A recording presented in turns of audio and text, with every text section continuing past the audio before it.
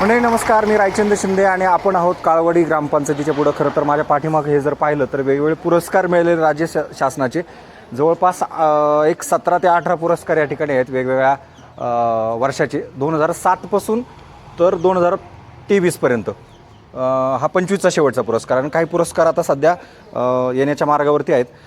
सांगण्याचं कारण हेच की काळवाडी ग्रामपंचायतीचा कालच्यापासून जो काही प्रकार सुरू आहे या ठिकाणी, जी काही पोषण आहाराची गाडी पकडली आणि त्यानंतर जो काही प्रकार सगळा पुढं आला, त्यानंतर आपल्याला माहिती आहे FDAने कारवाई केली. आज पोलीस संरक्षण होतं, ग्रामस्थ होते. हे सगळं सुरू असताना ही बातमी एका बाजूला घडत असताना दुसरीकडे मात्र आमदार शरददादा सोनवणे यांचे काही कार्यकर्ते सुद्धा कालपासून या ठिकाणी भेटायला होते. ग्रामस्थांनी त्यांना बाजूला काढलं कारण त्यांनी दबाव आणण्याचं काम या ठिकाणी सरपंच आहेत त्यांच्यावरती केल्याचं उघड झाले. हे कार्यकर्ते निघून गेले. पण त्यानंतर अजून एक इंटरेस्टिंग बातमी तुमच्यासाठी खास आहे. आपल्याला माहिती आहे राज्यात गुटखा माफियांवरती मधल्या काळात जी काही कारवाई झाली किंवा FDAचे अधिकारी ज्या पद्धतीने कारवाया करतात राज्यभर, त्या कारवाया करत असतानाच ही दुसरी बातमी महत्त्वाची म्हणजे आळेफाटा येथील जे गुटखा किंग आहेत ते सुद्धा FDAच्या अधिकाऱ्यांनी इथे भेटायला आले होते.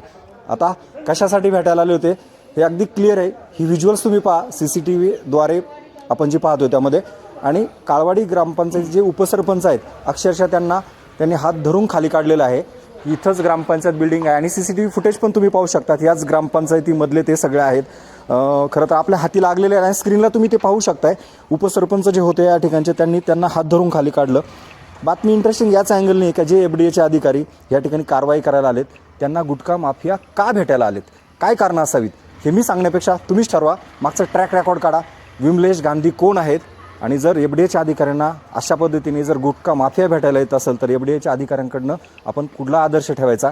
तुकाराम मुंडे जर ही बातमी पाहत असतील, राज्याचे आयुक्त FDAचे, तर त्यांनी नक्कीच या अधिकाऱ्यांना कारवाई करणं गरजेचं आहे. वर्षानुवर्ष हेच अधिकारी त्या पदावरती आहेत. एक तुकाराम मुंडे आले आणि सगळं महाराष्ट्र चकाचक व्हायला लागलं. हा तुमचा जो संभ्रम आहे तो काही दिवस कदाचित तुम्हाला बाजूला ठेवायला लागेल. तुकाराम मुंडेंसारखे 100 अधिकारी ज्यावेळेस येतील महाराष्ट्रामध्ये त्यावेळेस काहीतरी वेगळं काहीतरी चित्र दिसेल. नाहीतरी असंच चालू राहील. पुन्हा एकदा मी फक्त ग्रामपंचायत दाखवतो. ही सगळी व्हिज्युअल्स तुम्हाला दिसत आहेत. ती ग्रामपंचायत कार्यालयामध्ये विमलेश गांधी नावाचा गुटखा माफिया आला आणि FDAच्या अधिकाऱ्यांना हस्तांदोलन करतोय. हे खूप काही भयानक आहे. तुम्ही समजू शकता नेमकं काय. जो काही मागच्या सकाळी 9 वाजल्यापासून तर आता दुपारी 2 वाजेपर्यंत जो काही या गावात या ग्रामस्थांच्या पुढाकाराने एवढे पुरस्कार या गावाने मिळवले, तर म्हणूनच राज्य शासनाचे एवढे पुरस्कार घेऊन सुद्धा आज त्यांनी पोषण आहार नाकारलाय. आमच्या मुलांना पोषण आहार नको आहे, हा आम्ही आमच्या मुलांना आमच्या खिशातून खायला घालू असंही त्यांनी सांगितले. धन्यवाद.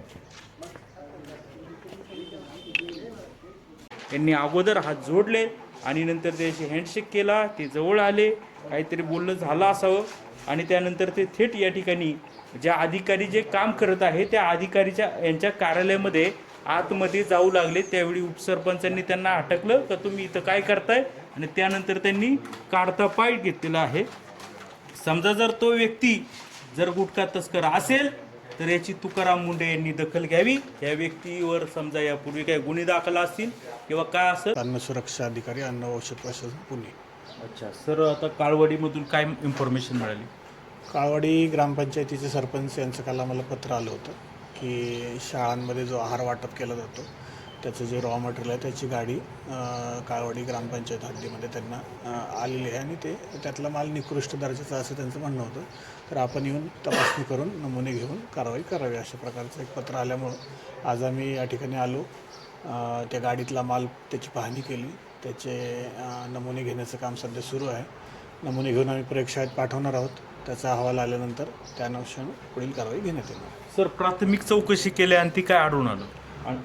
प्राथमिक चौकशीमध्ये असं दिसतंय की हा जो आहार आहे रॉ मटेरियल आहे त्याचं ते काही याच्यामध्ये आम्हाला किडे दिसत आहेत, काही थोडासा एक्स्ट्रेनियस मॅटर म्हणतो आपण, काडी कचरा अशा स्वरूपाचं दिसून येते. त्यामुळं तो जो उर्वरित माल तो पण आपण सील करून ठेवणार आहोत पुढचे जोपर्यंत रिपोर्ट येत नाही तो. कोणत्या प्रकारचे किडे आढळून आले? सोंडी किडे म्हणतो ना आपण, त्या टाईपची किडे दिसतात. बरं सर, आता याच्यामध्ये असंही आढळून येतं आहे की जो काही डाळी आहेत त्याला बुरशी वगैरे लागल्या असं आरोप ग्रामस्थांनी केल्या. आपल्या प्राथमिक पाहणीत काय आढळून आलं? बुरशी वगैरे हे काय डोळ्याने दिसून येत नाही आहे सध्या, पण प्रयोगशाळेच्या अहवालामध्ये निष्पन्न होईल. सर किती दिवस लागतील अहवाल येण्यासाठी? अहवाल येण्यासाठी आता सध्या सॅम्पलिंगचा बराचसा लोड असल्यामुळं साधारण 1 महिन्याभरात तरी अहवाल येतील. सर मला सांगा का आता ही जी काही कारवाई आपण केलेली आहे ही कुणाच्या याच्यावरती पंचनामा केलं आहे? म्हणजे हे वाहतूकदार आहे की जो जिल्हा परिषद टेंडर घेतले तो आहे, नक्की काय माहिती समजा? सध्या जे वाहतूकदार आहेत, ज्यांचे पुरवठ्याचं काम आहे, ते सध्या या ठिकाणी उपस्थित आहेत. त्यांच्याकडनंच आपण नमुने घेत आहोत. बरं, मग आता आपण ज्यांनी टेंडर घेतलंय त्यांची काय घेतलंय जबाब वगैरे? टेंडर घेतलेले समोर व्यक्ती अजून आलेले नाहीत. टेंडरची कॉपीज वगैरे आपण आता ते शिक्षण विभागाकडनं घेऊन त्या अनुषंगानं त्यांच्यापर्यंतही ती कारवाई होईल पुढे. बरं सर, आता तुम्ही म्हणाले की काही अन्नामध्ये किडे वगैरे सोंडे किडे आढळून आले, काय आता केलं पाहिजे आता त्या उर्वरित अन्नाचं? त्यामुळेच आपण तो जप्त करून ठेवणार आहे आणि रिपोर्ट आल्यानंतर त्याप्रमाणे पुढील त्याची कारवाई होते ना. सर, आता जे वाहन जे अटकावून ग्रामस्थांनी ठेवलेलं आहे आणि त्या याच्यामध्ये सुद्धा काही धान्यामध्ये किडे आढळून आलेत, मग आता त्या वाहनाचं किंवा त्यातल्या अन्नधान्याचं काय? वाहनातला माल जप्त करून ठेवणार आहोत आपण. अच्छा, ठीक आहे, जप्त केला जातोय. त्या गाडीतला जो माल आहे तो काही शाळांना काल खाली झालेला आहे, त्यांचं काय, त्या बालकांचं काय? त्याच्या संदर्भात पुरवठा विभाग जो शाळेचा आहे, शिक्षण विभाग, त्यांनी तो माल परत बोलवून घ्यायला पाहिजे, जेणेकरून तो वाटप केला जाणार नाही. सर, आता एक अंतिम प्रश्न आहे का आपण कारवाई करत असताना विमलेश गांधी नावाचा एक व्यक्ती आपल्याला भेटायला आला होता, तुम्ही त्यांना सांगितलं का तुम्ही इथून निघून जा, इथं थांबू नका? नाही, असं काही नाही झालं. असं काही घडलं नाही. थँक्यू.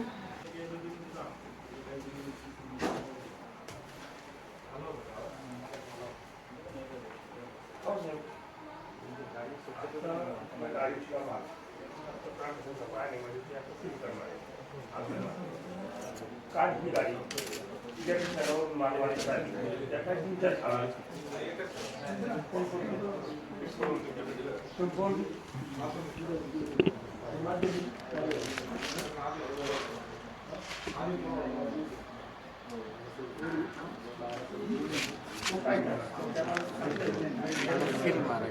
हां हां, नाही फक्त वरची नाव हां हां, तसंच नका घेऊ, बरं बरं, कारण त्याला सील मारायची बाकी. अजून मारायचं बाकी. ओके. नंतर परत त्याचं ते काहीतरी होतं.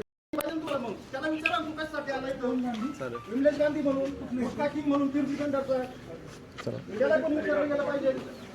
तो एफडीएच्या अधिकाऱ्याला डायरेक्ट भेटायला जातो, याचा अर्थ आहे काय? साहेबांनी त्याला स्पष्ट सांगितलं तू येऊ नको, थांबू नको इथं म्हणून. असं नाही झालं पाहिजे. लहान मुलांना न्याय भेटला पाहिजे.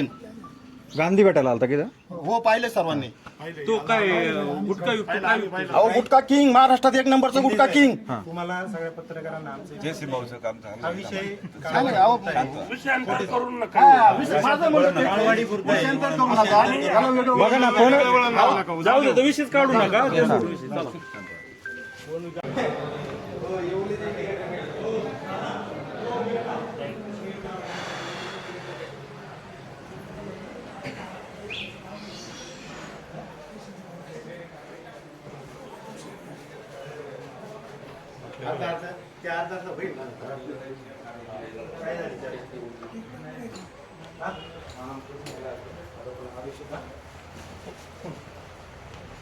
त्यांचं म्हणणं काय, सही करायची मानसिकता नाहीये. मग त्या विषयावर ते सोयाबीनची वडी निघाली, ती तुम्ही सर्व होते गाडीतच निघाली. बरोबर. ती काय आपण बाहेरून आणलेली नाही.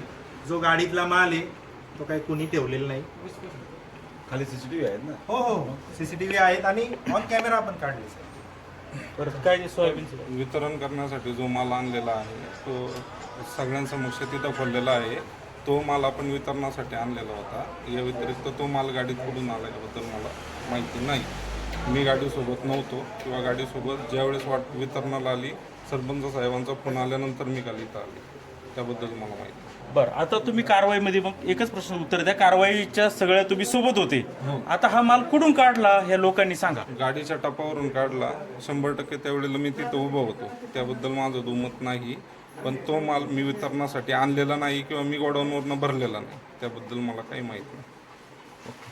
आणि त्यासाठी जे नमुने घेतलेत त्याच्यावरती सरपंच साहेबांचं म्हणणे जोपर्यंत तुम्ही सही करत नाही तोपर्यंत आम्ही इथून जाऊन देणार नाही.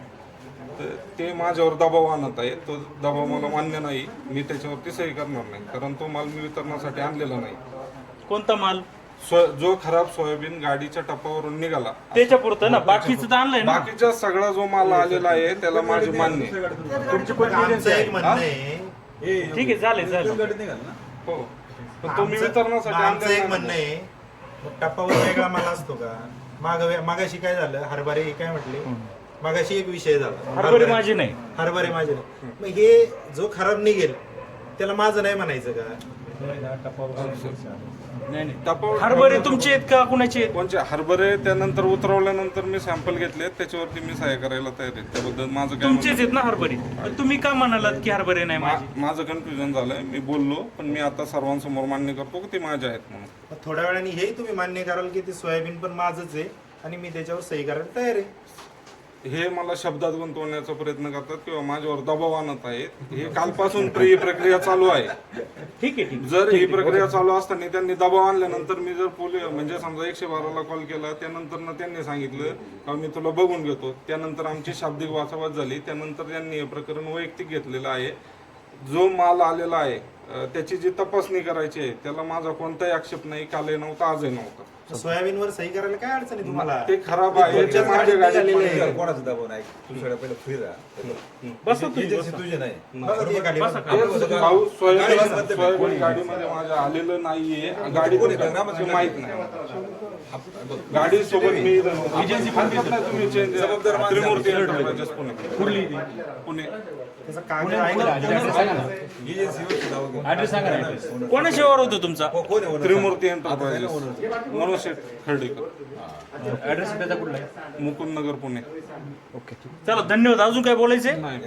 ठीक आहे. त्यांनी फक्त माझी विनंती एवढी आहे, त्या सोयाबीनच्या जे सॅम्पल आहेत त्याच्यावर सही मी करणार नाही किंवा त्याबद्दल माझा आक्षेप आहे. त्यांचं म्हणणं असं आहे मी तुला इथून जाऊन देणार नाही. मला काहीतरी इथून जाण्यासाठी काही मार्ग मिळावा ही माझी विनंती. बाकी माझं तुम्हाला इथं कुणीही जाण्यापासून अधिकाऱ्यांची संमती असला कुणीही रोखू शकत नाही. काळजी करू नका. तुम्हाला इथं कुणी अटकावून ठेवलं नाहीये. काळवाडी गाव ठीक आहे. हे आदर्श गाव आहे. काय काळजी करू नको. ठीक आहे. आम्ही पण आहे पत्रकार, सगळे कॅमेरे चालू आहेत. आमची एवढीच विनंती आहे, त्यांनी सहकार्य जे जे काही सॅम्पल घेतले त्याला सहकार्य. नियमात सोयाबीन सोडून प्रत्येक तुझ्याच गाडी गोष्ट तुझ्या गाडी आणला म्हणून साहेब गाडीत आले पण वितरणासाठी आणलेलं नाही. विषय नाही. त्यांनी तुम्ही